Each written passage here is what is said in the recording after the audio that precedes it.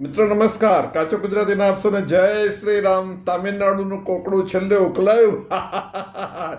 કાચો ગુજરાતીની આગાહી પ્રમાણે વિજયને હાઈએસ્ટ સીટો તો મળી, બીજા કોઈ તો આગાહી એ કરી ન શક્યું. બધા ડીએમકેને માથે ચડાયેલા હતા, પણ પછી વિજયભાઈ અટવાઈ ગયા, કારણ કે પોલિટિકલ એક્સપિરિયન્સનો અભાવ, 2 વર્ષ જૂની પાર્ટી, ફિલ્મ લાઈનનો અનુભવ.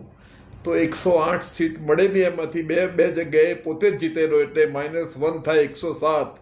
107 ને 118 જોઈએ તો 11 સીટનું ચઢાણ કેવી રીતે ચડવું? કોંગ્રેસવાળાએ તો જાણે અનકન્ડિશનલ સપોર્ટ આપી દીધો ડીએમકેથી છેડા ફાડીને, એટલે એ લોકો 7 થી 12 તો થઈ ગયા, પણ બીજા 6નું ચઢાણ કેવી રીતે ચડવું? 3 દિવસથી કોઈ રસ્તો મળતો નહોતો, એટલે આ બાજુ ડીએમકે ને એઆઈડીએમકે ઈલું ચાલુ કર્યું. એમને લાગ્યું કે અમે બંને ગવર્મેન્ટ બનાવી દઈશું ભેગા થઈને.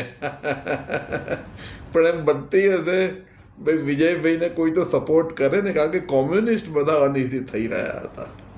બીજેપીએ ડિક્લેર કરી દીધેલું કે અમે કોઈને સપોર્ટ નહીં કરીએ, જો વિજયની ગવર્મેન્ટ બનશે તો એને નહીં કરીએ, અને ડીએમકે એઆઈડીએમકે તો પણ નહીં સપોર્ટ કરીએ, કારણ કે અમને પબ્લિકે ગવર્મેન્ટનો એટલે કે રૂલિંગનો મેન્ડેટ નથી આપ્યો, એટલે અમે નહીં જોઈન કરીએ અને કોઈ પણ ગવર્મેન્ટને સપોર્ટ બી નહીં કરીએ. એમ કે કોંગ્રેસ તો તકવાદી છે, માંડ 2-3 જગ્યાએ છે તો નાડું હાથમાં તૈયાર મળી ગયો એટલે ઘૂસી ગયા એ લોકો. 5 સીટ બી અત્યારે 50 જેવી લાગતી હશે એમ.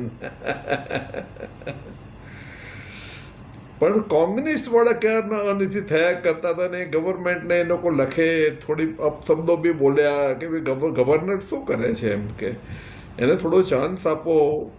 ગવર્નર એમ કે 108 સીટો છે તો એને કહો કે તું ગવર્મેન્ટ બનાવી દે અને પછી ફ્લોર પર મેજોરિટી સાબિત કરી દે.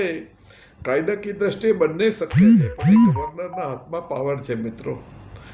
અને ગવર્નરે એવું સ્ટેન્ડ લીધું કે તમે 118 જણા નામ આપો, નથિંગ ડુઈંગ, એ પછી જ કંઈક થાય એનો.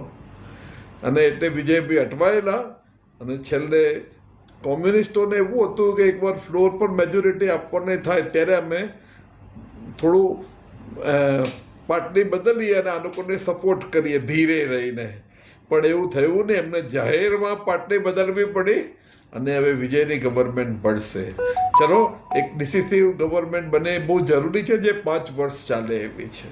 આભાર મિત્રો, thank you so much, so nice of you.